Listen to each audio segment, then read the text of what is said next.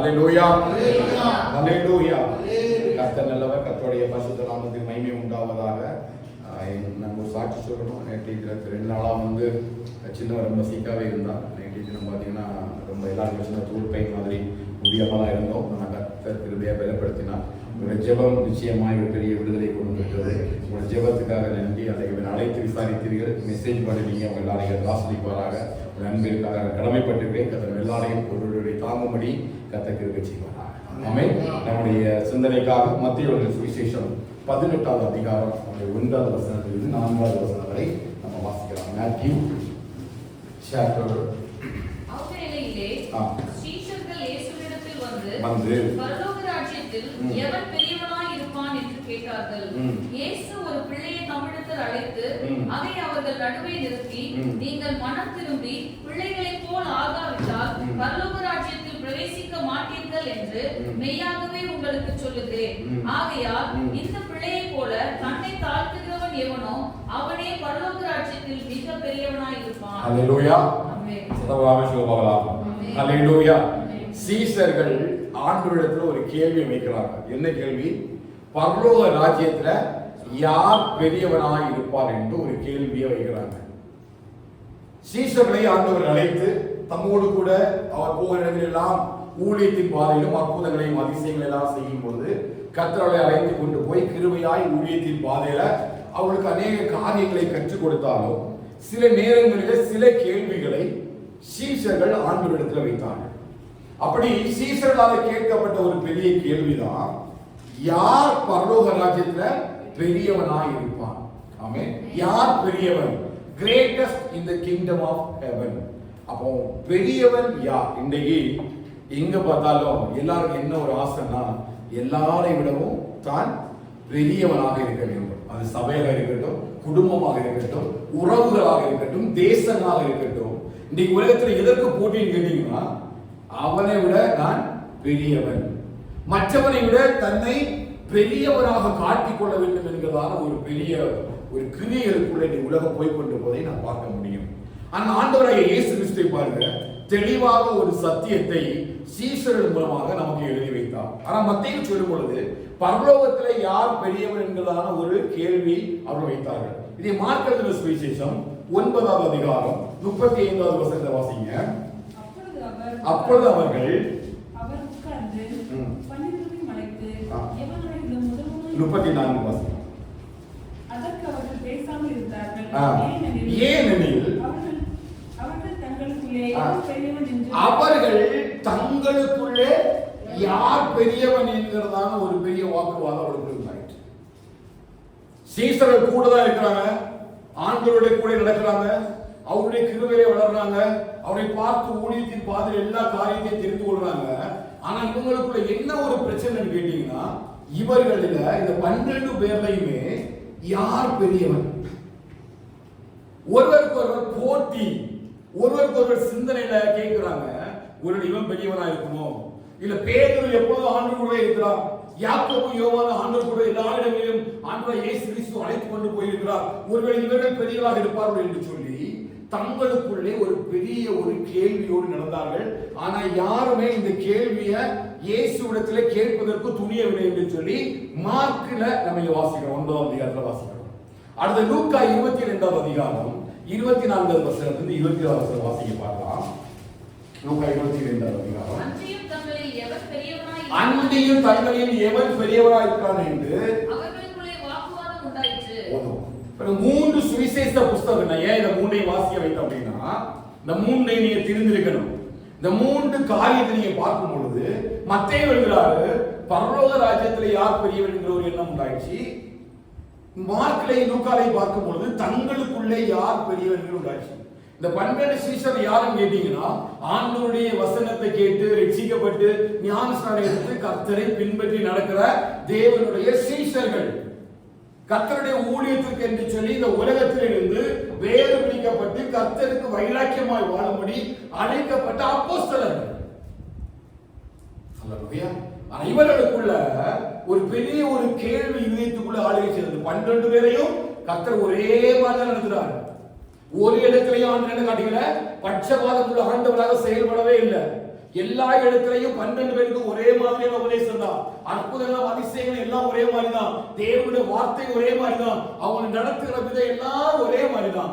ஆனா இந்த சீசர்களுக்கு யான் தான் தெரியல, இப்படி ஒரு கேள்வி இருந்தாச்சு.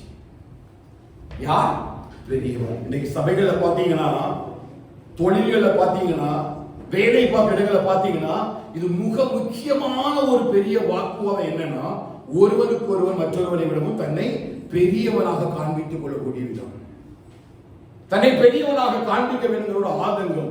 இது வேலை பார்க்கிற இடங்களில மாத்திரமல்ல, சபைகளுக்குள்ளாயும் இப்படிப்பட்ட சூழ்நிலையிலே காணப்படுகிறது. இன்றைய காலகட்டங்களில் சபைக்குள்ளேயுமே, குடும்பத்துக்குள்ள, கணவன் மனைவிக்குள்ள, உறவுகளுக்குள்ள, ஆவிக்குரிய கூட்டத்துக்குள்ள என்ன பிரச்சனைனா, அவர்களை காட்டிலும் தாங்கள் பெரியவர்களாக தங்களை காண்பித்துக் கொள்ள விரும்புகிறார்கள். இவர்கள் எல்லாருக்கும் சேர்த்த நிச்சயமாக ஆண்டவராகிய இயேசு கிறிஸ்து இப்படி ஒரு சூழ்நிலையை உலகம் சந்திக்கும் என்பது இயேசு கிறிஸ்துவுக்கு தெரிந்திருக்கும்.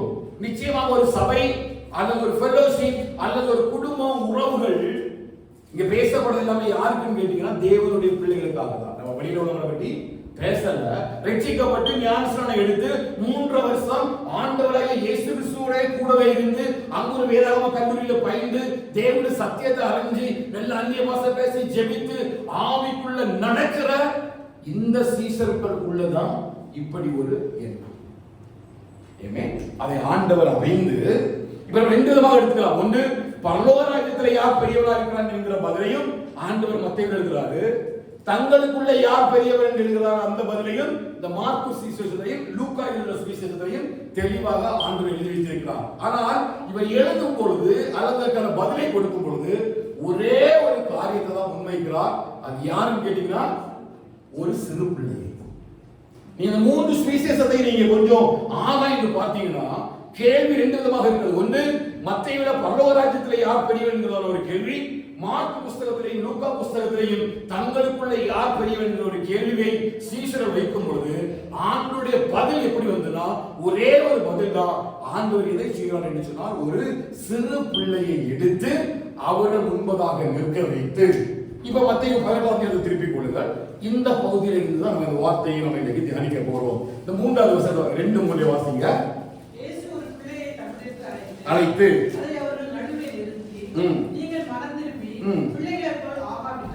நீங்கள் மனம் திரும்பி பிள்ளைகளை போல யாரு என்ன சொல்லுங்க, கவனிக்கணும். வசனம் வாட்ஸ்அப் குரூப்ல லேட்டா நான் போடுறேன், நீங்க பாத்துக்கங்க. இதை யாரு நான் சொல்றாரு? சீசன் சொல்றாரு. என்ன சொல்றாரு? நீங்கள் மனம் திரும்பி, ரிப்பெண்டன்ஸ். அப்படி கிடையாது. அதுல பயன்படுத்தப்படுற ஆங்கில வார்த்தை சேஞ்ச். ரிப்பெண்டன்ஸ் வேற, பாவத்திலிருந்து மனம் திரும்புதல். ஆனா நீங்க ஆங்கில வேதத்தை பாத்தீங்கன்னா you change or turn, T-U-R-N-E-D, turn your life. ஆண்டவர் சொல்றாரு, உங்க மனம் திரும்புதல் இங்க முக்கியமான ஒரு காரணமாக மாற வேண்டும். நீங்க மனம் திரும்பி எப்படி மாறணும்? சிறு பிள்ளையை போல மாறாவிட்டால் பரலோக ராஜ்யத்துக்குள்ளே பிரவேசிக்க முடியாது. இப்ப இங்க பிரச்சனை என்ன? பரலோக ராஜ்யத்துல யாரு பிரவேசிப்பான பெரியவனா இருப்பான பிரச்சனை. ஆனா இவங்களுக்கு இன்னும் தெரியல, இவங்க இன்னும் பரலோக ராஜ்யத்துக்கே, சத்தமா சொல்லுங்க, பரலோக ராஜ்யத்துக்கே தகுதி இல்லை. இன்னைக்கு பாத்தீங்கன்னா சபைகளுக்குள்ள பெரிய ஒரு பிரச்சனை என்னன்னா, பரலோக ராஜ்யத்துக்கு நாம் போறோம்னு சொல்லி பேசிடுவானே தவிர இந்த பரலோக ராஜ்யத்துக்குள்ள நீ போவாயா என்கிறதான ஒரு எண்ணம் யாருக்குமே இல்லை. இன்னைக்கு அதிகாலையில நம்முடைய காலேஜ் எஸ்ட்ராஸ் இந்தியாவில் காலேஜ் நடக்குது. நம்ம ஒரு சகோதரி சில வருஷங்களாக திருமணமாக இருக்கிறார்கள். ரீசெண்டாக தொடர்ந்து நாங்கள் ஜெபித்துக் கொண்டிருந்தோம். அவர்கள் திருமணமாகிவிட்டது. அவர் திருமணம் செய்திருப்பது ஒரு சிபிஎம் ஃபேமிலியில் திருமணமாகி ஒரு 1 வீக் 10 டேஸ் இருக்கும். திடீர்னு அவங்க முதல் வாரம் அவங்க சர்ச்சைக்கு போகக்கூடிய நேரம் அந்த சிபிஎம் என்ன சொல்லிட்டாங்கன்னா, அந்த திருமணமாகாமல் அநேக பேர் ஆண்டவர் என்ன செய்வாங்க, ஊழியம் செய்வாங்க. அப்போ இந்த பெண் முதலாக மணப்பெண் முதல் வாரம் சபைக்கு போகும்பொழுது அவங்க சொல்லிட்டாங்க, அம்மா நீ திருமணம் பண்ணிட்டியம்மா, திருமணம் பண்ணனா ஆண்டவர் ஜெபத்தை கேட்க மாட்டாரு, இப்படி நீ பாவம் பண்ணிட்டியம்மா அப்படின்னு பேசிட்டாங்க. எப்படி? அவங்க என்ன சொல்றாங்க, திருமணம் பண்ணாம இருந்தாதான் ஆண்டவர் நம்முடைய ஜெபத்தை கேட்பாங்க. நாங்க சிபிஐ காரங்க மட்டும்தான் எங்க போவோம். அந்த சிஸ்டர் ரொம்ப உடைஞ்சு போயிட்டாங்க. அவங்க யார்கிட்ட கேட்கறதே தெரியல. ரொம்ப பாரப்பட்டு இருந்துட்டு நின்னை காலையில் எனக்கு கால் வந்தது, பாஸ்டர் நீ என்ன சொல்றீங்க, வேதத்துல அப்படி எழுதி இருக்குது அப்படின்னு கேட்கிறாங்க. ஏமே இங்க சில பேர் பரலோகத்துக்கு போறதுக்குள்ள தகுதியை இழந்து இவங்க என்ன செஞ்சுக்கிறாங்க? நாங்க தான் பரலோகத்துக்கு போவோம். அதே சினாரியோ, அதே காரியத்தை தான் சீசர் என்ன சொல்றாங்கன்னா, இவங்க பரலோகத்துக்கு அதுவே நாங்க பரலோகத்துக்கு வருவோமா வரமாட்டோமான்னு இவங்களுக்கு தெரியவே செய்யல. அவங்க என்ன கேட்கிறாங்க? நாங்க பரலோக ராஜ்யத்துல யார் பெரியவராக காணப்படுவோம்? ஆண்டவர்தான் ஒரு சிறு பிள்ளை எடுத்துக்கொண்டு வந்து ஆண்டு சொல்றாரு, நீங்க என்ன செய்ய, முதல்ல மனம் திரும்பணும். எப்படி திரும்பணும்னா, நீ இவ்வளவு வளர்ந்து இயேசு கிறிஸ்துவோட வயதானவர்களா இருக்கிறாங்க, நீ வளர்ந்தோடா இருக்கிறீங்க, ஆனா உங்களுடைய மனம் என்ன செய்யல, திரும்ப மனசுக்குள்ள பொல்லாத காரியங்கள் இருக்கிறது. அப்ப நீங்க முதலாவது எப்படி மாறணும் அப்படின்னா, இந்த சிறு பிள்ளையை போல மாறினா மட்டும்தான் முதல்ல நீங்க பரலோக ராஜ்யத்துக்குள்ளாடியே போக முடியும். இந்த சிறு பிள்ளை யாருன்னு யோசித்து பார்த்துக்கிறீங்களா? இந்த சிறு பிள்ளை யார்? நீங்க நினைக்கிற மாதிரி குழந்தையா? இது ஆவிக்குரிய அர்த்த குழந்தையா? இல்ல. இப்ப யோவான் 3வது அதிகாரத்துக்கு வந்தீங்கன்னா இதோட வெளிப்பாடுகள் எழுதப்பட்டிருக்காங்க. யோவான் 3வது அதிகாரம் 3வது வசனத்துல 6வது வசனம் வாசிங்க. யோவான் 3வது அதிகாரம் 3வது வசனத்துல 6வது வசனம். இயேசு அவனுக்கு பிரதியுத்தரமாக, ஒருவன் மறுபடியும் பிரவாவிட்டால் தேவனுடைய ராஜ்யத்தை காண மாட்டான் என்று மெய்யாகவே மெய்யாகவே உனக்கு சொல்லுகிறேன். மெய்யாகவே உனக்கு சொல். ஒருவன் மறுபடியும் பிறப்பது. அடுத்த வாசிங்க, அடுத்த கேட்கிறாங்க. அதற்கு நிக்கோதேமு, ஒரு மனுஷன் முதிர் வயதாய் இருக்கையில் எப்படி பிறப்பான்? அவன் தன் தாயின் கர்ப்பத்தில் இரண்டாம் தரம் பிரவேசித்து பிறக்க கூடுமோ என்றான். இயேசு பிரதியுத்தரமாக, ஒருவன் ஜலத்தினாலும் ஆவியினாலும் பிரவாவிட்டால் தேவனுடைய ராஜ்யத்தில் பிரவேசிக்க மாட்டான் என்று மெய்யாகவே மெய்யாகவே உனக்கு சொல்லுகிறேன். இப்ப இந்த சிறு பிள்ளை யார் தெரியுமா? ஆவியினாலும் ஜலத்தினாலும் பிறந்திருக்கிற அந்த ரட்சிப்பை அடைந்த அந்த பிள்ளையை தான் ஆண்டவர் சிறு பிள்ளை சொல்றாரு. லிட்டரலா ஒரு பிள்ளையை தான் காண்பிக்கிறாரு. ஆனா அந்த பிள்ளை எப்படிப்பட்ட பிள்ளை அப்படின்னா, மறுபடியும் பிறந்த ஒரு பிள்ளை, மறுபடியும் பிறந்த ஒரு குழந்தையை தான் சொல்றாரு. இந்த பிள்ளையை போல நம்ம மனம் திரும்பினாதானே மறுபடியும் பிறக்க முடியும் இல்லையா? நம்ம பிறக்கணும்னா என்ன பண்ணணும்? இந்த பாலகன் என்ன பண்றோம்? மனம் திரும்புறோம். ஆண்டவர் சொல்றாரு, இந்த சிறு பிள்ளையை போல மறுபடியும் ஆவினாலும் ஜலத்தினாலும் பிறந்தவனால மட்டும்தான் எங்க போக முடியும்? பரலோக ராஜ்யத்துக்குள்ள பிரவேசிக்க முடியும். அதான் சொல்றாரு, நீங்க மனம் திரும்பி இந்த சிறு பிள்ளையை போல ஆகாவிட்டால், அவன் எப்படி இந்த சிறு பிள்ளையாக மனம் திரும்பி சிறு பிள்ளையை போல மாறுவது? ஆண்டவராகிய இயேசு கிறிஸ்துவை ஏற்றுக்கொண்டு நம்ம ஒரு சொந்த ரட்சகராக ஏற்று ஆவினாலும் ஜலத்தினாலும் பிறக்கும் பொழுது நம்ம எப்படி மாறுகிறோம்? மெய்யான நீதியிலும் பரிசுத்தத்திலும் தேவனுடைய சாயலாக சிருஷ்டிக்கப்பட்ட புதிய மனுஷனை தரித்திருக்கிறீர்கள். அப்ப நம்ம எப்படி மாறுறோம் கேட்டீங்கன்னா, புதுசா பிறந்த குழந்தைய போல மாறுறோம். சொல்ல புரியுதா? இந்த குழந்தை எப்படிப்பட்ட குழந்தை? இந்த ஆண்டு இடத்துல குழந்தை என்னன்னா, மறுபடியும் மெய்யான நீதியிலும் பரிசுத்தத்திலும் தேவனுடைய சாயலாக தரிக்கப்பட்டிருக்கிற அந்த புதிய சாயல உடைய குழந்தையாக மாறின அந்த குழந்தையை போல நீ மனம் திரும்பி மாறினாதான் நீ எங்க போக முடியும்? சத்தம் ராமே சொல்லலாம். நான் சொல்ல புரியுதா? ஒரு குழந்தைய தான் நிறுத்துறாரு. இப்ப நம்ம குழந்தைய போல மாற முடியுமா? மாறலாம். எப்படி மாறுறாரு? ஆவிக்குரிய குழந்தை நமக்கு முன்ன வைக்கிறாரு. அந்த குழந்தையை லிட்டரலா நிறுத்தி ஒரு ஆவிக்குரியதான ஒரு குழந்தையை போல நம்மள மாற செய்கிறாங்க. எப்படின்னா, அதுதான் அந்த யோவான்ல எழுதப்பட்டிருக்கிறது. நம்ம ஆவினாலும் ஜலத்தினாலும் நம்ம பிறக்கும் பொழுது நம்ம எப்படி மாறோம்னா, புதிய குழந்தையாக மாறுறோம். அப்படி புதிய குழந்தையாக மனம் திரும்பி நம்ம மாறினா மட்டும்தான் எங்க போக முடியும்? பரலோக ராஜ்யத்துக்கு போக முடியும். மனம் திரும்பியாச்சு, நம்ம குழந்தைய போல மாறல, மனம் திரும்பி இருக்கிறோம். ஆனா மாறிட்டு கூடமா நீங்க வேத வச்சு நம்ம ஆராய்ந்து பார்க்க போறோம். இப்ப நம்ம என்ன பண்ணிட்டோம்? மனம் திரும்பிட்டோம். எப்படி திரும்பணும்? ஆண்டவராகிய இயேசு கிறிஸ்துவ வார்த்தையை கேட்டோம், விசுவாசித்தோம். இயேசு எனக்காக உலகத்துக்கு வந்தாரு. விசுவாசிக்கிறீங்களா? எல்லாரும் ரட்சிக்கப்பட்டீங்களா? எல்லாரும் ஞானஸ்நானம் எடுத்துட்டீங்களா? இப்ப நீங்க என்ன மாறிட்டீங்க? மனம் மாறிட்டீங்க. முன்னாடி எப்படி இருந்தீங்க? எபேசியர் 2ல சொல்லும் போல மனசும் மாம்சம் விரும்பினபடியெல்லாம் செய்தோம். முற்காலத்துல நம்ம என்ன பண்ணோம்? கீழ்ப்படியாமையின் பிள்ளைகளாக இருந்தோம். இப்ப யாரை போல மாறிட்டோம்? இயேசு கிறிஸ்துவுடைய சாயல சுமந்து நம்முடைய மனம் திரும்பி இப்ப புது குழந்தையாக நம்ம மாறியாச்சு. இப்ப அந்த 3வது வசனத்தின்படி நீங்கள் மனம் திரும்பிட்டீங்களா? எதிரே மனம் திரும்பி இருக்கீங்க. விசுவாசத்தோட சொல்லி எத்தனை மனம் திரும்பி இருக்கீங்க? மனம் திரும்பிட்டீங்க. ஆனா குழந்தைய போல மாறிட்டீங்களா? ஆண்டவர் சொன்னாரு, சீசனத்துல சொன்னாரு, அந்த நாட்கள் சொல்றாரு, நீங்க மனம் திரும்பி அப்படியே இருக்கலாம யாரை போல மாறணும்? இந்த குழந்தைகளை போல மாறணும். இப்ப நம்ம மனம் திரும்பிட்டோம், நம்ம விசுவாசத்தை வார்த்தையை ஏற்றுக்கொண்டோம், நம்ம சத்தியத்தை கேட்டோம், சத்திய வசனத்தை நம்மளை ஒப்பு கொடுத்து இப்ப மனம் திரும்பி நம்ம பாவத்தை எல்லாம் விட்டுட்டு நம்ம மனம் எங்க திரும்பி இருக்கோம்? பரலோக ராஜ்யத்துல இயேசுவோட திரும்பிட்டோம். இப்ப குழந்தைகளை போல மாறி இருக்கிறோமா? அப்படி மாறினா மட்டும்தான் நம்ம எங்க போக முடியும்? பரலோக ராஜ்யத்துக்கு போக முடியும். அப்படி பரலோக ராஜ்யத்துக்கு போறது முதல்ல டிக் ஆயிடுச்சுன்னா, ஓகே ஆயிடுச்சுன்னா, அதன் பிறகுதான் அங்க யார் பெரியவனா காண முடியும். இது ரெண்டையும் வேகமா சுருக்கமா சொல்லி நம்ம முடிச்சிடலாம். இப்ப நீ 1 பேதுரு 2ஆம் அதிகாரம் 1, 2, 3 வசனங்களை வாசிக்க பார்க்கலாம். 1 பேதுரு 2ஆம் அதிகாரம். இப்படி இருக்க கர்த்தர் தயவுள்ளவர் என்பதை நீங்கள் ருசி பார்த்ததுண்டானால் சகல துர்க்குணத்தையும் சகலவித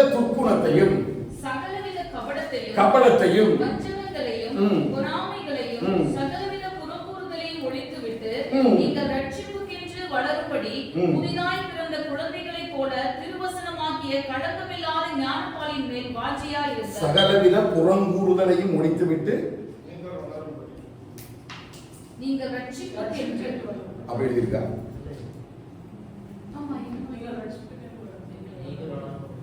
நீங்கள் வளரும்படி புதிதாய் பிறந்த, எது பைபிள் என்ன வசனம் தெரியல. ஓகே, இங்க என்ன எழுதிருக்குன்னா, நீங்கள் சகல துர்க்குணத்தையும் சகல கபடத்தையும் விட்டுங்க. புறம் பாத்தீங்களா? அது இப்ப பாருங்க, இங்க கொஞ்சம் காரியத்தை பேதுரு வச்சு அவங்க எழுதுறாரு. நான் நினைச்சேன், இதை தியானிக்கும் பொழுது எனக்கு அவ்வளவு ஆச்சரியமா இருந்தது.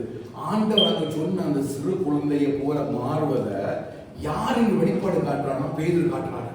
என்ன காட்டுறாரு பாருங்க, சகல துர்க்குணத்தையும் சகல கபடத்தையும் வஞ்சகங்களையும் பொறாமைகளையும் சகலவித புறங்கூறுதலையும் ஒழித்துவிட்டு நீங்கள் வளரும்படி புதிதாய் பிறந்த குழந்தைகளை போல களங்கமில்லாத. இப்ப புரியுதா? இந்த குழந்தைக்குள்ள என்ன இருக்காதுன்னு கேட்டீங்கன்னா துர்க்குணம் இருக்காது. எந்த குழந்தையோட துர்க்குணம் பார்த்துருக்கீங்களா? இதை நீங்க புரிஞ்சாதான் இதனுடைய முழு அர்த்தம் உங்களுக்கு புரியும். ஆண்டவரை ஒரு சிறு பிள்ளையை கொண்டு நிறுத்திட்டு சொல்றாரு, பரலோக ராஜ்யத்துல யார் பெரியவன் கேட்டா இந்த சிறு பிள்ளையை போல நீங்க மனம் திரும்பணும். அப்ப மனம் நம்ம திரும்பிட்டோம் இல்லையா? எல்லாரும் மனம் திரும்பிட்டோம். மனம் திரும்பினதுக்கு அப்புறம் என்ன சொல்றாரு? நம்ம இந்த பிள்ளைய போல மாறணும். இப்ப புதுசா ஒரு பிறந்த குழந்தைக்குள்ள இங்க பேரு கொடுக்கிற இந்த ஒரு காரியமும் ஒரு சிறு பிள்ளைகள் என்ன செய்ய முடியாது? பார்க்க முடியாது. என்ன பார்க்க முடியாது?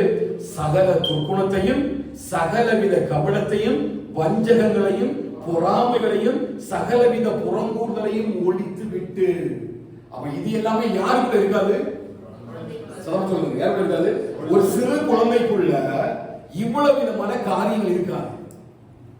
அப்போ நம்ம மனம் திரும்பி நம்ம இப்ப யாரா மாறிட்டோம்? நம்ம மனம் திரும்பிட்டோம். நம்ம யாரா மாறிட்டோம்? நம்ம மாறவே இல்லை. இந்த வேத வசனத்தின்படி நம்ம என்ன செய்யல? மாறல, மனம் திரும்பிட்டோம். ஆண்டவர் சொன்னா நீங்க இந்த சின்ன குழந்தை என்ன செய்யுங்க? மனம் திரும்புங்க. எப்படி மனம் திரும்பணும்? வேத வசனத்தை நம்ம விசுவாசித்தோம், நம்ம ரட்சிக்கப்பட்டோம், நம்ம ஞானஸ்நானம் எடுத்த பொழுது நம்ம அடையாளமா, மனம் திரும்புவதற்கு அடையாளமா நம்ம என்ன பண்ணோம்? பாவத்துக்கு மரித்து நீதிக்கு பிழைத்தோம். இப்ப நம்ம யார மாதிரி மாறணும்? தேவனுடைய சாயல, மெய்யான நீதியிலும் பரிசுத்தத்திலும் தேவனுடைய சாயல தரித்திருக்கிற ஒரு புது குழந்தையா நம்ம என்ன பண்ணிட்டோம்? மனம் திரும்பிட்டோம். ஆனா இன்னும் நான் யாரை போல மாறல அப்படின்னா, குழந்தையை போல மாறல அப்படின்னு பேதுரு அதுக்கு ஒரு அடையாளம் கட்டுறாரு. ஏன் மாறல அப்படின்னா, இந்த குழந்தைக்குள்ள இந்த விதமான காரியங்கள் ஒன்று என்ன செய்யாது? இருக்காது. என்ன இருக்காது? சகலவித துர்க்குணம் இருக்காது, சகலவித கபடம் இருக்காது, சகலவித வஞ்சகம் இருக்காது, பொறாமை இருக்காது, புறங்கூறுதல் இருக்காது. ஆனா மனம் திரும்பினவங்க எல்லாம் என்ன இருக்குதா? இதெல்லாம் மனம் திரும்பிட்டோம். ஆனா நம்ம என்ன செய்யல? என்ன செய்யல? சிறு பிள்ளையை போல மாறல. ஏன் அப்படின்னா, ஆளுடைய மனசு ஒண்ணுமே மாறல, ஒரு அடையாளமாக நம்ம மாறினோம். ஞானஸ்நானம் எடுத்தியா? எஸ். ரட்சிக்கப்பட்டியா? ஆமா. அபிஷேகம் பண்ணப்பட்டியா? ஆமா. ஆனா நீ மாறிட்டியான்னு கேட்டா கொஞ்சம் கஷ்டம் தான். அதுதான் பேதுரு சொல்றாரு, இந்த சிறு பிள்ளையை போல நீங்க முதல்ல அது மாறணும் அப்படின்னா இந்த காரியங்களை எல்லாம் உங்களுக்கு என்ன செய்யணும், வெளியில கொண்டு வரணும். என்ன காரியம்? முதலாவது துர்க்குணம், சகலவித துர்க்குணங்களை பற்றி பேசுறோம். துர்க்குணம்னா என்ன? 1 Corinthians 5ஆம் அதிகாரத்துக்கு வந்தீங்கன்னா 8ஆவது வசனத்தை வாசிங்க. 1 Corinthians 5:8 வாசிங்க. பழைய புளித்த மாவோடே அல்ல, துர்க்குணம் பொல்லாப்பு என்னும் புளித்த மாவோடும் அல்ல. துர்க்குணம் பொல்லாப்பு என்னும் புளித்த மாவோடு அல்ல, துப்புரவு உண்மை என்னும் புளிப்பில்லாத அப்பத்தோடே பண்டிகையை ஆசரிக்க கடவோம். பாருங்க, துர்க்குணத்துக்கு ஆப்போசிட் என்ன? உண்மையும் துப்புரவு. அப்போ பரிசுத்தமான ஒரு இருதயம் புதுசா பிறந்த குழந்தைக்குள்ள இருக்கும். அந்த குழந்தைக்குள்ள என்ன இருக்காது? துர்க்குணம் இருக்காது. கவனிச்சிருக்கீங்களா? அதான் ஆண்டவர் மீன் பண்றாரு. இந்த சிறு பிள்ளையை நடத்திட்டு இவங்களை சீஷர்களை காண்பித்து கொடுக்கிறாரு. நீங்க இவ்வளவு வளர்ந்துருக்கீங்க, நீங்க மனம் திரும்புங்க, பரலோகராஜ்யம் சமீபமா இருக்குது என்று சொல்லி ஆரம்பத்துல இருந்தே ஆண்டவராகிய இயேசு கிறிஸ்து ஒவ்வொரு பிரசங்கத்திலையும் தனித்தனியா சீஷர்களுக்கு சொல்றாரு. திரளான ஜனங்கள் கூடி வந்திருக்க நேரமும் ஆண்டு என்ன சொன்னாரு? மனம் திரும்புங்கள், பரலோக ராஜ்யம் சமீபமாக இருக்கிறது. அப்ப மனம் திரும்பி சிறு பிள்ளைய போல மாறினா மட்டும்தான் பரலோக ராஜ்யத்துக்குள்ள பிரவேசிக்க முடியும். அதுதான் சத்தியம். அதற்காகத்தான் நம்ம என்ன பண்றோம்? மனம் திரும்பி ஞானஸ்நானம் எடுத்து சிறு பிள்ளையா மாறிட்டேங்கிறத நம்ம அறிவிக்கப்படுகிறோம். மெய்யான நீதியிலும் பரிசுத்தத்திலும் தேவனுடைய சாயலாகவே தரிக்கப்பட்ட அந்த புதிய மனுஷனை புது குழந்தையா நமக்குள்ள இருக்கிறோம். ஆனா புது குழந்தையா நம்ம வந்துட்டோமே தவிர அதை போல நம்ம இன்னும் மாறல. ஏன் மாறலன்னா நம்ம இன்னும் சில காரியங்களை விடவே இல்லை அப்படின்னு பேதுரு சொல்றாரு. அதை முதலாவது அவர் வைக்கிற காரியம் என்னன்னு கேட்டீங்கன்னா துர்க்குணம். துர்க்குணம் என்ன அப்படின்னா ஆப்போசிட்டுக்கு பரிசுத்தம், தூய்மை. நீ பரிசுத்தமா வாழும்படிதான் கர்த்தர் உன்னை அழைச்சிருக்கிறாரு. இந்த சின்ன குழந்தைகிட்ட இருக்கக்கூடிய அந்த பரிசுத்தம் உனக்குள்ள காணப்படவே இல்லை. பரிசுத்தமா நான் பரிசுத்தரா இருக்கிறது போல நீங்கள் என்ன செய்யுங்க, பரிசுத்தராய் நீங்கள் என்று சொல்லி தான் கர்த்தர் அழைத்தார். நீங்கள் பரிசுத்தராய் வாழும்படி நான் உங்களை மற்ற ஜனங்களிடத்திலிருந்து பிரித்தெடுத்தேன் என்று சொல்லி லேவியராகமத்தில் சொல்லிதான் ஆண்டவர் நம்ம எல்லாரையும் அழைத்திருக்கிறார். ஆனா நம்ம முழுசா நம்ம பிரிக்கப்பட்டு விட்டுட்டோம்.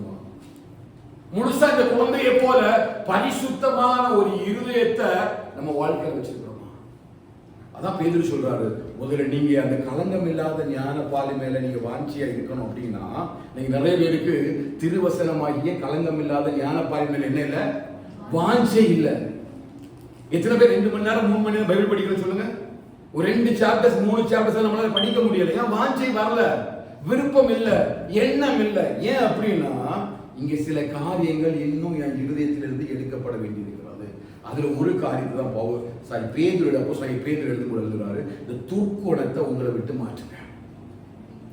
இந்த துர்க்குணம் என்ன செய்யணும்? உங்களை விட்டு முற்றிலுமாய் மாற கடவுது. அது எப்படின்னா உங்களை பரிசுத்தத்தையும் உங்களோட துப்புரவு தன்மையும் உடைத்து போடுது இல்லையா? அதை புளித்த மாவுக்கு ஒப்பிடுகிறார். அப்படின்னா கொஞ்சம் புளித்த மாவு முழு மாவை என்ன செய்யணும்? கெட்டு போக பண்ணிடும். கொஞ்சம் இதுகளுடைய துர்க்கணம் கூட, சில பாவங்கள் கூட, சின்ன சின்ன கர்த்தரை கீழ்ப்படியாமையின் காரியங்கள் கூட என் பரிசுத்தத்தை கெட்டு போக பண்ணிடும். செத்த ஈக்கள் தைலக்காரனுடைய முழு தைலத்தையும் கெட்டு போகப்படாம விட வேண்டிய சில காரியங்கள் நமக்குள்ள இருக்குது. உலகத்துக்குரிய சில காரியங்கள், உலகத்தை விட்டு வறுக்க வேண்டிய சில காரியங்கள் இன்னும் இருக்குது. இன்னும் நம்ம சில பேர் உலகத்தோடு கூட என்ன பண்ணிருக்கிறோம்? உறவு வச்சிருக்கிறோம். உலகத்துக்குரிய சில கிரியைகள் எனக்குள்ள இருக்கிறதுனாலதான் இன்னும் எனக்குள்ள என்ன என்னன்னு கேட்டீங்கன்னா அந்த சிறு குழந்தையை போல என் இருதயம் மாறவில்லை. பேர் சொல்றாரு, இதெல்லாம் விட்டுட்டு நீங்க வெளியில வந்தாங்க நம்ம இருதயத்தை கர்த்தர் சோதித்து ஆராய்ந்து பார்க்கிறார். அதனால ஆண்டவர் சொல்றாரு, மனுஷனும் முகத்தை பார்க்கிறார், கர்த்தரோ இருதயத்தின் உள்ளிந்திரியங்களை ஆராய்ந்து அறிகிறார். ஏன் ஆராய்ந்து அறிகிறார்? நம்ம முக பாவனை வச்சு, நம்ம வெளியில உள்ள வேஷத்தை வச்சு, வெள்ளை அடிக்கப்பட்ட கல்லறைகளை போல நம்ம மற்ற மனுஷர் என்ன செய்யலாம்? ஏமாற்றி விடலாம். மற்றவங்க என்னை பார்க்கும் பொழுது நான் பரிசுத்தமா வாழ்றது போல ஒரு பாசாக காட்டி விடலாம், ஒரு வேஷம் தரித்து விடலாம். ஆனா அந்த வேஷத்தை நம்பி கர்த்தர் ஏமாற மாட்டார். அந்த வேஷத்தை நம்பி ஆண்டவர் ஏமாந்து போக மாட்டார். அவர் எதை பார்க்கிறார்? என் இருதயத்தின் உள்ளிந்திரியங்களை ஆராய்ந்து பார்க்கிறார். ஹல்லேலூயா. இருதயம் எந்த அளவிற்கு அது உள்ளதாக இருக்கும் என்றால் முன்பதாக நான் ஒரு எக்ஸாம்பிள் சொல்றது உண்டு. 10 வருஷத்துக்கு முன்பதாக நீ யாரோ ஒரு ஆண்டு சண்டை போட்டிருப்பீங்க. 10 வருஷம் கழிச்சு நீங்க ஊரு போற நேரம், நீங்க பார்க்கிற நேரம், இவ அவ அப்படிங்கிற எண்ணம் எங்க இருந்து வரும்? எங்க இருந்து வரும்? 10 வருஷமா இவரை பார்க்க உங்களுக்கு ஞாபகம் இருக்காது, ஒண்ணு இருக்காது. ஆனா அதை நீங்க மறக்காம இன்னும் வச்சிருந்தீங்கன்னா 10 வருஷம் கழிஞ்சோட இவன் தான் அவன். அதை தான் ஆண்டவர் சொல்றாரு, உன் இருதயத்தினுடைய உள்ளிந்திரியங்கள் இருக்கிற பாவங்களை கூட கர்த்தர் அறிகிறார். ஹல்லேலூயா. அதை கூட கர்த்தர் என்ன செய்யறது? விரும்புறது கிடையாது. அப்படிப்பட்ட துர்க்குணத்தை கூட ஆண்டவர் நம்மை விட்டு எடுத்து போடும்படி விரும்புகிறார். சிறு குழந்தைக்கு ஒரு நாள் என்ன செய்ய விடுபட்ட எண்ணெய் இருக்காது. எண்ணெய் அடிச்சீங்கன்னா நாளைக்கு இந்த பிள்ளை இவங்க தான் என்ன அடிச்சாங்கன்னு சொல்லிட்டு கூட வராம இருக்காது. நீங்க கூப்பிட்டா 2 கரத்தை நீட்டி ஒரு அணைத்துக் கொள்ளலாம். இதுதான் ஒரு குழந்தையுடைய இருதயம். இதெல்லாம் ஆண்டவர் சொன்னாரு. நீங்க மனம் திரும்புறது பிரச்சனை. நிறைய பேர் மனம் திரும்பிங்க. பரிசேயர் இருந்தாங்க, சதுசேயர் இருந்தாங்க, வேதபாரகர் இருந்தாங்க, பிரதான ஆசிரியர் இருந்தாங்க. இவங்கெல்லாம் நியாயப்பிரமாணத்தை நம்பினாங்க, நல்ல பலிகளை செலுத்தினாங்க. எல்லாம் மனம் திரும்புற மாதிரியே பாசங்க பண்ணிட்டாங்க. ஆனா ஒருத்தனும் அந்த சிறு பிள்ளையை போல மாறாததுனால பரலோக ராஜ்யத்துக்குள்ள பிரவேசிக்கவே முடியல. புரியுதா? அப்படி துர்க்குணம் ஒரு நாள் நம்ம பிரவேசிக்கக்கூடாது, இருக்கக்கூடாது. அப்படின்னா ஒரு சின்ன அளவுக்கு கூட ஒரு பாவம் உலகத்தோடு கூட நம்ம இணைக்கப்படவே கூடாது. உலகத்துக்குரிய எந்த காரியமும் நம்ம கூட இருக்கும் என்று சொன்னால் நம்ம எங்க செய்ய முடியாது? பரலோக ராஜ்யத்தை பிரவேசிக்க. தேவனுடைய ராஜ்யத்தை யாரெல்லாம் சுதந்திரிப்பதில்லை பார்த்தீங்கன்னா இந்த துர்க்குண உலகம் ஒருத்தரும் முடியாது, பிரவேசிக்க முடியாது. அப்போ இந்த துர்க்குணம் பரலோக ராஜ்யத்தில் பெரியவனா இருப்பதற்கு மாத்திரம் தடை இல்லை, பரலோக ராஜ்யத்துக்கு உள்ள போறதுக்கு தடையாது. இப்போ 1 Corinthians 14 அதிகாரம் 20வது வசனத்தை வாசிங்க. சகோதரரே, நீங்கள் புத்தியிலே குழந்தைகளாயிராதீர்கள், துர்க்குணத்திலே குழந்தைகளாயிரு. சகோதரரே, நீங்க துர்க்குணத்துல குழந்தைகளாயிரு. அப்படின்னா இதுதான் ஆண்டவர் சொல்றாரு. துர்க்குணம் யாருக்கு இருக்காது? பிள்ளைகள் இருக்காது. நீ பிள்ளைகளை பார்க்கும்போது அவங்க நல்ல பிள்ளைகளை வந்திருக்காரு, சின்ன பருவத்தில் நம்ம பார்த்துருப்போம் இல்லையா? அவங்க கொஞ்சம் பாருங்க, ஆராய்ச்சி பாருங்க, இந்த பிள்ளைகள் எந்த அளவுக்கு உங்களோட அன்பா இருக்கும். நீ என்னை அடிச்சாலும் நாளைக்கு வந்து அம்மான்னு கூப்பிடுதா இல்லையா? யோசிக்குமா, இவ என்ன அடிச்சா இவ்வளோ பழி வாங்கின ஒரு நாள் நினைச்சாது நினைக்காது. நம்ம துர்க்குணத்துல நம்ம குழந்தைகளை போல மாறிவிடணும். இதுதான் என்ட்ரி பாசிட்டிவ் டு ஹெவன். இது உலகம் உங்களை பார்க்குற நேரம் தெரியாது. நீங்க நல்ல வெள்ளையும் போட்டுட்டு சிப்பால போட்டுட்டு நான் எல்லாம் ஆர்வம் பண்ணி எல்லாம் பாசாகம் பண்ணிட்டு போயிடலாம். கர்த்தர் என்னை அறிவார். நான் தேவ சமூகத்தில் நிற்கிறதையும் நான் செய்கிற ஊழியத்தையும் நான் உங்களுக்கு ஊழியம் செய்வதையும் கர்த்தர் நிச்சயமாக என்னை ஆராய்ந்து அறிவார். உங்களை ஏமாத்தி உலகத்தை ஏமாத்தி நான் பரிசுத்தமா வாழ்ந்துடலாம். ஆனா கர்த்தர் என் இருதயத்தின் ஊழியத்தினை ஆராய்ந்து அறியும் பொழுது நான் தான் ஏமாற்றப்பட்டதாக பரலோக ராஜ்யத்தை இழந்து போய்விடுவேன். ஏமே அப்ப துர்க்குணம் நீங்க நம்ம ஜெபிக்கணும். நம்முடைய ஜெபம் எப்படி இருக்கணும்? துர்க்குணம் நீங்க ஜெபி. நம்ம இதை தவிர எல்லாமே என்ன செய்வோம்? நம்முடைய ஜெபமே எப்படி இருக்கும்? நம்முடைய எல்லா தேவைகளுக்காக நம்ம ஜெபிப்போம். நீங்க நிச்சயமா இந்த நிருபங்களை வாசிக்கிறீங்கன்னா எனக்கு பவுல் ரொம்ப பிடிக்கிற காரியம் என்னன்னா, ஒரு நாள் கூட விசுவாசிகளுக்காக ஜெபிக்கவே மாட்டேன். நம்முடைய சாட்சி என்ன? நான் ஜெபம் பண்ணினேன், குழந்தை பிறந்தது. நான் ஜெபம் பண்ணினேன், வேலை கிடைச்சது, வேலையில ப்ரமோஷன் கிடைச்சது, வேலை உயர்வு கிடைச்சது. இதுதான் மோஸ்ட்லி நம்முடைய ஜெபமும் சாட்சியமாக இருக்கும் இல்லையா? நான் ஜெபம் பண்ணினேன், கர்த்தர் என்ன பரிசுத்தமா என்னை பாதுகாக்கிறார். நான் ஜெபிக்கிறேன், நான் வேதம் வாசிக்கிறேன், பரிசுத்தமா வாழ்வதற்கு கர்த்தர் எனக்கு கிருபை தந்திருக்கிறார், நீதியின் கனிகளை தந்திருக்கிறார், நல்ல ரட்சிப்பின் கனிகளை கொடுக்கிறேன். என்னைக்காக நம்ம சாட்சியா இருக்கிறோமா? இது நம்முடைய சாட்சியே இல்லை. ஏமே ஆனா வேற எல்லாவற்றுக்காக நம்ம ஜெபிக்கிறோம். We pray for everything. ஆவிக்குரிய காரியத்துக்கு நம்ம ஜெபிக்கிறதே இல்லை. நம்ம அவருடைய நிருபங்களை வாசிக்கும் போது பிலிப்பியர் 1வது அதிகாரத்துக்கு சில காரியங்களை காட்டி தர்றேன். நம்ம செய்யக்கூடிய காரியங்கள் எப்படி ஜெபிக்கணும் பாருங்க. 1வது அதிகாரம் 9வது வசனம் வாசிங்க. பிலிப்பியர் 1:1.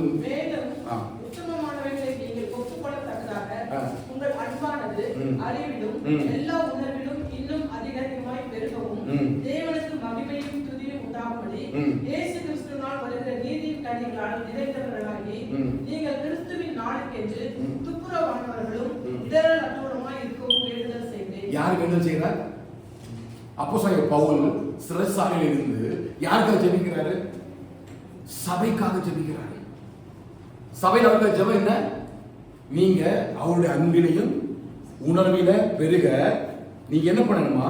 நீதியின் கனிகளாய். நான் இந்த அதிகாரம் படிக்கிறனால எல்லாம் நான் உங்களுக்காக நான் இப்படி ஜெபிக்கிறேன். இந்த வசனம் வாசிக்கிறனால என்னுடைய ஜெபம் எப்படி இருக்குன்னா என்னை சார்ந்தவர்களுக்கு தெரியும். நான் எப்பவும் ஜெபிக்கிறேன் அப்படின்னா, ஆண்டவரே சபை நீதியின் கனிகளால் நிறையட்டும், ஆவியின் கனிகளை நிறையட்டும். வேத வசனத்தில் ஒரு எழுப்புதல் சபைக்குள்ள உண்டாகட்டும். வேத வசனத்துக்காக சபை நிற்கட்டும். இதுதான் என்னுடைய ஜெபமே தவிர எதுக்காகவும் நான் ஜெபிக்கவில்லை. இதில் எங்கேருந்து கற்றுக்கொண்டு பார்த்தீங்கன்னா பவுலுடைய ஜெபத்தை பாருங்க. இந்த சபை உத்தமமானவைகளை நீங்க ஒப்புக்கொள்ளத்தக்கதாக உங்கள் அன்பானது அறிவிலும் எல்லா உணர்விலும் இன்னும் அதிகமாய் பெருகணும். தேவனுக்கு மகிமையும் துதியும் உண்டாகும்படி இயேசு கிறிஸ்துவினால் வருகிற நீதியின் கனிகளால் நிறைந்தவர்களாகி நீங்கள் கிறிஸ்துவின் நாளுக்கு என்று துப்புரவானவர்களும் இடரற்றவருமாய் இருக்கும்படி வேண்டுதல் செய்கிறேன். ஏன் நம்ம இதுக்கு ஜெபிக்கணும் அப்படின்னா, இந்த உலகத்துக்குரிய காரியங்கள் எல்லாம் நம்ம போன வாரம் கேட்டது போல நம்ம விசேஷித்தவர்களாக இருக்கிறதுனால பரமபிதா நமக்கு இவைகளெல்லாம் வேண்டியது என்று அறிந்திருக்கிறார் இல்லையா? பரமபிதா அறிந்திருக்கிறார். ஆனா இந்த ஆவிக்குரிய காரியத்துல நம்ம விருப்பமா இருக்கிறோமா, தாகமா இருக்கிறோமா என்பதை அவர் அறிய விரும்புகிறார். அதனால பவுல் இந்த பிலிப்பிய சபைக்கு மாத்திரமல்ல, நீங்க கொரிந்திய சபைக்கு போனாலும் சரி, எபேசு சபை நீங்க வாசித்தாலும் சரி, நீங்க தெசலோனிக்க சபை வாசித்தாலும் சரி, எல்லா சபைக்காகவும் அவர் வேண்டுகிற மன்றாட்டு என்ன தெரியுமா? எப்படியாவது அந்த சபை தேவனுடைய அன்பில வளரட்டும், நீதியின் கனிகளை வளரட்டும், கிருபை வரங்கள்ல பெருகட்டும். அப்படின்னா ஆண்டவர் வரும்பொழுது எந்த சபை துப்புரவும் இடர்லட்டுமா இருக்குதோ அவங்க மட்டும்தான் மகிமையில பிரவேசிக்க முடியும். நான் எப்படி ஜெபித்தோம்னு எனக்கு தெரியல. ஆனா நான் சொல்றேன், கர்த்தர் அறிவார். நான் ஜெபிக்கிற ஜெபமே இதுதான், என் கண்ணீரே இதுதான். ஆண்டவரே சபை ஆவியின் கனிகளை நிறையட்டப்பா. வசனத்துல நீங்க பெருகணும், வசனம் உங்களுக்குள்ள பெரிய செய்யணும். வசனத்திலிருந்து புறப்படுகிற அந்த கனிகளை ஒருவர் கூட இழந்துடக்கூடாது. ஏன்னா கடைசி நாட்கள்ல அவர் பூமியை நியாயத்திற்கு வரும்பொழுது கனியை தேடிதான் வராரு. என்ன கனி தெரியுமா? இந்த வசனத்தின் மூலமா யாரு கனி கொடுக்கிறாங்களோ, நீங்க நிறைய கனி இருக்குது, ஆனா வசனத்தின் மூலமா யாரு கனி கொடுக்கிறாங்களோ அந்த கனியை தேடி ஆண்டவர் போறாரு. அதனாலதான் பேருகள் தொற்குணம் உங்களுக்கு தகவல் கிடக்குது. அப்புறம் என்ன ஜெபிக்கணும் அப்படின்னா, மற்றதெல்லாம் ஒதுக்கி வைங்க. உங்க உணவு, உடை, உறவிடம், உங்க பிள்ளைகளுக்கு தேவையான சூழல், ஜீவன், உங்க பிசினஸ், உங்க வேலை எல்லாத்தையும் கர்த்தர் பார்த்துக் கொள்வார். ஏன்னா நீங்க விசேஷித்தமானவர், நிச்சயமா நீங்க விசேஷித்தமானவர்கள். கர்த்தரோட வார்த்தை ஒரு நாளும் பொய்யாகலாம். தெய்வ சகோதரர் நான் சொல்றேன், போன வாரம் நம்மளோட பேசுறது போல நம்ம எல்லாரும் தேவனோட பார்வையில் விசேஷித்தமானவங்களா மாறிட்டோம். இனி நமக்கு எல்லாத்தையும் கற்று நிறைவா தருவாரு. நீங்க இந்த வார்த்தை எப்படி ஜெபிக்க போறீங்க? ஆண்டவரே துர்க்குணம் என்னை விட்டு நீங்க ஜெபிப்பீங்க. ஆண்டவரே துர்க்குணம் என்னை விட்டு நீங்க கூடாது. இந்த உலகத்துல நான் வறுக்க வேண்டிய என்னெல்லாம் நமக்கு தெரியாது, என்ன துர்க்குணம் நமக்கு இருக்குன்னு தெரியாது. எனக்கு கூட என்ன பாவம் இருக்குன்னு எனக்கு தெரியல. ஆனா ஒவ்வொரு நாளும் நான் தெய்வ சமூகத்தில் ஜெபிக்கிறோம். ஆண்டு சொல்லுவாங்க, ஒருவேளை இந்த சிறு குழந்தைக்கு ஏற்ற அந்த துர்க்குணம் எனக்குள்ள இராதபடிக்கு என்னை வழி நடத்துங்க. ஹல்லேலூயா. கர்த்தர் நம்ம சபைக்கு அப்படி செய்வாராக. இந்த துர்க்குணத்தில் நம்ம கொஞ்சம் கொஞ்சம் எப்படி மாறும்னு கேட்டீங்கன்னா குழந்தைகளாக மாறும். குழந்தைகளுக்கு போல ஒரு இருதயத்தை கர்த்தர் நமக்குள்ள தரட்டும். அடுத்தது என்ன பார்க்க பேர் நேரம் போனால் நம்ம போயிட்டு இருக்கிறேன். அடுத்த வாசிங்க. சகலவித கபடத்தையும். கபடம் பெரிய ஒரு காரியம் இல்லையா?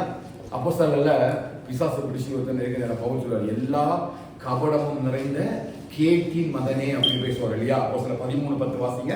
அப்போஸ்தலர் 13:10. எல்லா கபடமும் எல்லா பொல்லாங்கும் நிறைந்தவனே, பிசாசின் மகனே, நீதிக்கெல்லாம் பகைஞனே, கர்த்தருடைய செம்மையான வழிகளை புரட்டுவதில் ஓய மாட்டாயோ? ஏன் கபடு நமக்கு இருக்க கூடாது அப்படின்னா, இந்த கபடு செய்கிறவன் யாருடைய மகன்? சொல்லுங்க, பிசாசின் மகன். தாவீது அழகா ஜெபிப்பார், ஆண்டவரே கபடம் இல்லாம இருக்கிற உதடுகளில் இருந்து பிறக்கும் என்னுடைய விண்ணப்பத்திற்கு செவி கொடுப்பீராக. அப்ப எப்படிப்பட்ட ஜெபத்தை தான் ஆண்டு விரும்புறாரு? கபடம் இல்லாத ஜெபத்தை. அப்ப கபடம் இல்லாத ஜெபம் என்னது? மனசுக்குள்ள ஒண்ணு வச்சுட்டு வெளியே இன்னொன்னு ஜெபிக்கிறார். மனசுக்குள்ள ஒரு காரியத்தை, ஒரு கசப்பை வச்சுட்டு, மனசுக்குள்ள ஒரு பாரத்தை வச்சுட்டு பொய்யா ஜெபிக்கிறது, பொய்யா வேண்டிக் கொள்வது, பொய்யா ஆண்டவரை துதிக்கிறது. இஸ்ரவேல் ஜனங்களை குறித்து ஆண்டு பேசுவோம் என்ன சொன்னால், அவங்களுடைய இருதயம் தூரமா இருக்குது, வாய் மட்டும்தான் பேசுது. நிறைய பேர் துதி இப்படிதான், கடவுளை ஏமாத்துறோம் அப்படின்னு, இயேசுவை ஏமாற்றி விடுவோம் சொல்லிக்கிட்டு அவங்க எப்படி பேசுறாங்கன்னா கபடமான ஒரு இருதயத்தோடு கூட பேசுறாங்க. அங்க சொல்லப்படுகிறது எல்லா விதமான கபடம். இப்ப கபட நாவு இருக்குது, கபட இருதயமும் இருக்குது. 2 விதமான காயம் இதில் கொடுக்கப்பட்டிருக்கிறது. இப்ப இந்த கபட நாவுக்கு என்ன கிடைக்கும்னா, சங்கீதம் 120:2-3 வாசிங்க. சங்கீதம் 120:2-3 வாசிங்க.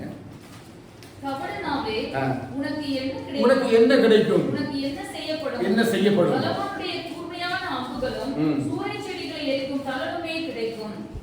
பாருங்க, கபட நாவுக்கு என்ன கிடைக்கும்? பலவானுடைய கூர்மையான அம்புகளும் சூளைகளுக்கு இடையிலே இருக்கும் தழலும் கிடைக்கும். அப்ப இந்த கபட நாவு நமக்குள்ள இருந்தாச்சுன்னா நம்ம யாரா மாற முடியாது? பரலோக ராஜ்யத்தினுடைய சுதந்திரவாதியா மாற முடியாது. அப்போ ஆண்டவர் நம்மை பார்க்கும் பொழுது ஒருவேளை மனுஷன் நமக்கு எவ்வளவு தீமைகளை செய்யலாம் இல்லையா? எவ்வளவு தீமைகளை மனுஷன் எனக்கு செய்யலாம். என் கூட இருக்கிறவங்க எவ்வளவுதான் எனக்கு பேசலாம், அவமானப்படுத்தலாம், நிந்தைப்படுத்தலாம், எனக்கு எதிரான காரியங்கள்லாம் பேசி பொய்யாவே என்னை நேசிக்கலாம். ஆனா ஒரு தெய்வ மனுஷனா நான் ஒரு பொழுதும் மற்றவங்களை எப்படி செய்யக்கூடாது? சொல்லுங்க, பொய்யா நேசிச்சிடக்கூடாது. யார் பாக்குறா? அவனுக்கு தெரியாது. கபடமா நான் இருந்தா என்ன ஒருத்தர் கபடமா நேசிக்கிறான் இல்லையா? மேபி உலகத்தான் இருக்கலாம், ஒருவேளை சபைக்குள்ள இருப்பான், அவனுக்கு கேட்டாலும் சத்தியம் தெரியாது. ஆனா கபட நாவோடு கூட கபட இதயத்து கூட வாழ்ற என்ன யார் பாக்குறா? ஆண்டவர் பாக்குறாரு. அவன் பரலோக ராஜ்யத்துக்குள்ள போறதுக்கு எது செல்லுபடி ஆகாது? கபட நாவும் செல்லுபடி ஆகாது. அவன் பொய் உதடுக்கும் கபட நாவுக்கும் கர்த்தர் நம்மை விலக்கி பாதுகாப்பாராக. அடுத்த ஜெபம் இந்த வாரம் என்ன ஜெபிக்கணும்? என்ன ஜெபிக்கணும் அப்படின்னா, ஆண்டவரே பொய் உதடுக்கும் கபட நாவுக்கு என்ன விலக்கி பாருங்க. என்னை யார் வேணாலும் பேசட்டும், யார் வேணாலும் எனக்கு எழுப்பட்டும், என்ன வஞ்சனையா பேசட்டும், எனக்கு எதிராக பேசட்டும், என் முன்னாடி ஒண்ணு பேசட்டும், என் பின்னாடி ஒண்ணு பேசட்டும், ஒன்னும் பிரச்சனைப்பா.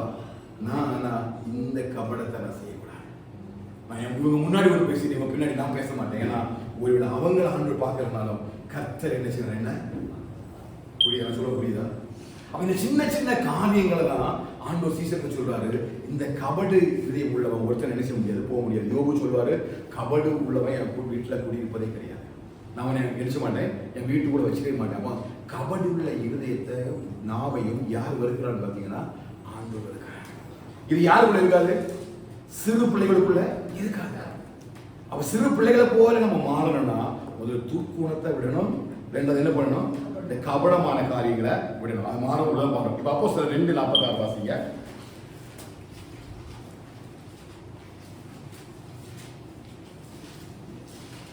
அவர்கள் ஒருமனப்பட்டவர்களாய் தேவாலயத்திலே அனுதினமும் தரித்திருந்து வீடுகள் தோறும் அப்பம் பிட்டு மகிழ்ச்சியோடும் கபடமில்லாத இருதயத்தோடும் போஜனம் பண்ணி. யாரு? அப்போ எப்படி ஜெபம் பண்ணாங்க? நம்ம கூடி ஜெபம் பண்ணாலும் அப்படி ஒரு இடத்துல நமக்கு இருக்குதா? சீஷர்கள் நம்ம சொல்றோம், நம்ம விசுவாசிகள், நம்ம நிறைய பேர் வச்சிருக்கிறோம். நம்ம சீஷர்கள், நம்ம அப்போஸ்தலர்கள், நம்ம விசுவாசிகள், நம்ம நிறைய பேர் நமக்கு நம்மளே வச்சிருக்கிறோம். ஆனா ஆண்டவர் நமக்குள்ள பார்க்கும் பொழுது எப்படிப்பட்ட இருதயத்தை பார்க்கிறாரு? கபடம் இல்லாத இருதயத்தோட யாரு ஜெபம் பண்றாங்களோ அவங்க ஜெபத்தை தான் கர்த்தர் கேட்கிறாங்க. நான் போன வாரம் சொன்னேன், 2 விதமான ஜெபம் இருக்குது. ஒன்னு ஆண்டவரை நோக்கி ஜெபிப்பது, இன்னொரு நோக்கி ஜெபிப்பது. அப்போ கபடம் இல்லாம கேட்கிற இருதயத்துக்கு தான் பரலோகத்திலிருந்து பதில் வரும். அது எதுனா ஆவியில கபடம் இல்லாமல் இருப்பது. அதான் சங்கீதம் 32:1 சொல்லப்படுகிறது. வாசிங்க, சங்கீதம் 32:1 வாசிங்க, அழகா சொல்ல பாருங்க. 32:1. எவனுடைய மீறுதல் மன்னிக்கப்பட்டதோ, எவனுடைய பாவம் மூடப்பட்டதோ அவன் பாக்கியவான். எவனுடைய அக்கிரமத்தை கர்த்தர் எண்ணாதிருக்கிறாரோ, எவனுடைய ஆவி கபடமில்லாது இருக்கிறாரோ. எவனுடைய ஆவியில என்ன இருக்குது? எவ்வளவு பாருங்க. ஆவியில கபடம் இருக்குது. அதான் என்ன கபடம்? இருதயத்துக்குள்ள உள்ள வச்சுட்டு இன்னொன்று பேசுறது. அப்ப இங்க கபடம் இல்லாம இருதயம் அப்படின்னா எல்லாருமே கூடி வந்தாங்க. நமக்கு அனனியா சப்பிரால் கதை தெரியும் இல்லையா? இவங்க கூட எல்லாமே இருந்து எல்லாம் பண்ணவங்க தான். ஆனா இந்த கபடம் எதை உருவாக்கிட்டீங்கன்னா வஞ்சனையை உருவாக்கிட்டு ஒரு பாவத்துக்குள்ள கொண்டு போயிட்டு தேவனை விட்டு தூர விலகிற பாதைகளை கொண்டு போச்சு. அப்போ அந்த கபடம் இல்லாத இருதயத்தை கர்த்தர் அது எங்கன்னா ஆவியில யாரிடத்துல எல்லாம் கபடம் இல்லாமல் இருக்கிறதோ, அதான் சொல்ற ஆவியில எளிமை உள்ளவர்கள் பாக்கியவான்கள்னா கபடம் இல்லாம ஆவியுடையவர்கள் பாக்கியவான்கள். அப்ப இதுவும் எங்க நம்மளை கொண்டு போகாது? பரலோக ராஜ்யத்துக்குள்ள கொண்டு போகாது. அடுத்து என்ன சொல்ல பாருங்க, பேர் அடுத்த வாசிங்க. கபடமும் வஞ்சனை இல்லையா? வஞ்சனை நமக்கு தெரியும். ஆண்டவராகிய இயேசு கிறிஸ்து சொல்லும் பொழுது அவர் வாயில என்ன இல்லை? வஞ்சனை இல்லை. இந்த வஞ்சனை யாருக்குரியது? வஞ்சிக்கிறது யாருக்குரியது? அவன் எங்க வஞ்சிதான்? ஏதேன் தோட்டத்துல ஏவாள வஞ்சிதான். எப்படி வஞ்சிதான்? கர்த்தருடைய வார்த்தையிலிருந்து நம்மளை வழிவிலக பண்ணி வஞ்சிதான். வஞ்சனை எதை கொண்டு வருதுன்னா தேவனுடைய வார்த்தையிலிருந்து நம்மளை விலகப்படுகிறது. புரியுதா? வஞ்சனை என்ன பண்ணும்? தேவனுடைய வார்த்தையிலிருந்து நம்மளை விலகப்படவும். அப்படிப்பட்ட வஞ்சனை நமக்குள்ள என்ன செய்யக்கூடாது? காணப்படக்கூடாது. அதனாலதான் கொரிந்தியர் எழுதுவாரு, அந்த ஏவாளுடைய மனசு வஞ்சிக்கப்பட்டது போல நீங்களும் வஞ்சிக்கப்பட்டு விடுகிறீர்களோ என்று சொல்லிய மனசுல உங்களை நினைச்சிட்டு இருக்கிறேன்னு சொல்லி அப்போஸ்தலன் பவுல் கொரிந்து சபைக்கு எழுதுறாரு. அப்ப இந்த வஞ்சனை யாருக்குரியது? சர்ப்பத்துக்குரியது. சர்ப்பம் வஞ்சிக்கும். எப்படி வஞ்சிக்கும்? அழகா தனியாக வந்து நீங்க தனியா இருக்கக்கூடிய நேரத்துல தேவனை விட்டு உங்களை வழிவிலக பண்ண போற நிறைய காரியங்கள் உங்களுக்கு சொல்லும். நீ ஏன் இப்படி தனியா இருக்கிற? நீ தனியா இருக்கிறதுக்காக இங்க வந்தா? உனக்கு இவ்வளவு கஷ்டமா, இவ்வளவு பாடா, இவ்வளவு பிரச்சனையா? நீ ஜோம் பண்ணி என்னத்தை கண்ட? நீ ஏதாவது உனக்கு கிடைச்சதா? நிறைய வார்த்தைகளை உங்களுக்குள்ள பேசும். அப்போ ஒரு தேவ பிள்ளைக்கு தெரியணும், இது தேவனை விட்டு வழிவிலக செய்ய போகிற வஞ்சிக்கிற வஞ்சனை ஆவிகள். அந்த வஞ்சனைக்குள்ள நம்ம விட்டுட்டோம் அப்படின்னா என்ன போயிடுவோம்? பரலோக ராஜ்யத்தை இழந்து போயிடும். இன்னைக்கு நிறைய பேர் அப்படிதான் இருந்துச்சாங்க, இழந்து போயிட்டாங்க. தேவனுக்காக ஓடுவாங்க. ஜீவனுக்கு போற வாசல் வந்து கொஞ்சம் இடுக்கமும் நெருக்கமுமான வாசலா தான் இருக்கும். கொஞ்சம் ஆண்டவர் கஷ்டத்தை அப்படியே தூக்கிட்டு போகிற நேரம் இன்னொரு வஞ்சனை வரும். எதுக்கு இவ்வளவு கஷ்டப்பட்டு ஓடுறாமா? ஆண்டவருக்காக நீ வந்தாச்சுன்னா நீ ஆசீர்வதிக்கப்படணும், வா கர்த்தர் உன்னை ஆசீர்வதிப்பான்னு சொல்லி இந்த இடுக்கமான வாசல் இருந்து நேரம் எங்க கொண்டு வருவாங்கன்னா விரிவான வாசல்ல கொண்டு விடுவாங்க. இப்ப இந்த ஆத்மா என்ன செய்யும்? ஆமென் ஸ்தோத்திரம், இதெல்லவோ ஆண்டவர் நடத்துகிற பாதைன்னு சொல்லிக்கிட்டு இது வஞ்சனைன்னு தெரியாம இந்த விசாலமான வாசலை நடக்க ஆரம்பிக்கும். கடைசியில ஆண்டவர் வரும் பொழுது எதை இழந்து போகும்? பரலோக ராஜ்யத்தை இழந்து போகும். அப்ப நம்ம ஜீவனுக்கு போற வாசல் எப்படிப்பட்டதா? இடுக்கமும் நெருக்கமும் தான் இருக்கும். கஷ்டம் இருக்கும், பாடு இருக்கும், பிரச்சனை இருக்கும், பலவீனம் இருக்கும், சுகவீனம் இருக்கும். நம்ம விசுவாசிப்பது மாத்திரம் அல்ல, நம்ம பாடுபடுவதற்கு தான் அழைக்கப்பட்டிருக்கிறோம். நம்ம பாடுபட்டாதான் அவரோட கூட ஆளுமை செய்ய முடியும் என்கிறதான ஒரு விசுவாசத்தின் பற்றி நம்ம ஓடி இருக்கிறோம். அப்படி ஓடுகிற இடங்களில நீங்க வஞ்சிக்கப்படும்படி உங்க சிந்தனைகளை யாருக்கு கொடுக்க கூடாதுன்னா சத்துரு கொடுக்க கூடாது. அவன் அது போல நீங்களும் மற்றவர்கள் என்ன செய்யக்கூடாது? வஞ்சிக்க கூடாது. அழகா லேவியராம புத்தகத்தை ஆண்டவர் வந்து இஸ்ரவேல் ஜனங்களுக்கு சொன்னா, நீங்க உங்க சகோதரன் நினைச்சாருங்க, வஞ்சிக்காதுங்க. அவன் சொத்தை அபகரிக்கிறது, அவனோட பேரில் அவனுக்கு விரும்பாச்சுறது, அவனோட வீட்டினுடைய எல்லை கண்ட பிடுங்கிறது, அவனுக்கு எதிரான காரியங்களை செய்வது, இது ஒண்ணுமே உங்க குடும்பத்தில் செய்யக்கூடாது, இருக்கவே கூடாது. உங்க தனிப்பட்ட வாழ்க்கையில் ஒண்ணுமே இருக்கவே கூடாது. ஏன் அப்படின்னா கர்த்தர் இந்த வஞ்சனைகளை எல்லாம் இருக்கிறார். இந்த வஞ்சனை யாருக்குரியது? சாபத்துக்குரியது. ஆனா இந்த சின்ன பிள்ளைகள் அந்த காரியம் என்ன செய்யாது? இல்லை. அதனாலதான் நான் சொன்னேன், நம்ம ரட்சிக்கப்பட்டோம், மனம் திரும்பி நம்ம ரட்சிக்கப்பட்டுறோம். ஆனா பிள்ளைகளை போல மாறிட்டீங்களான்னு கேட்டீங்கன்னா அந்த பிள்ளையையும் என்னையும் வைத்து ஆண்கள் கம்பாரிசன் பண்ணி பார்க்கும் பொழுது புதிதாக பிறந்த குழந்தைகளை போல நீங்க வளரும்படி இந்த புதுசா பிறந்த குழந்தையையும் இந்த ரட்சிக்கப்பட்டு புதுசா வளர்ந்திருக்கிற ஆவிக்குரிய பிள்ளையாகிய என்னையும் ஆண்கள் கம்பாரிசன் பண்ணி பார்த்தாருன்னா நான் இந்த குழந்தையை போல மாறிட்டேன்னா அப்படின்னு பாருங்க. அதான் சீசன்ல சொன்னாரு, இந்த பிள்ளைகளை பேர் வந்து பாருங்க. இந்த பிள்ளையை பார்த்து நீங்க மனம் திரும்பி இந்த பிள்ளைகளை போல நீங்க மாறணும் அப்படின்னா அப்படி மாறினா மட்டும்தான் போக முடியும். சிலுவை சுமந்து இயேசுவின் பின் சிரித்த முகமாய்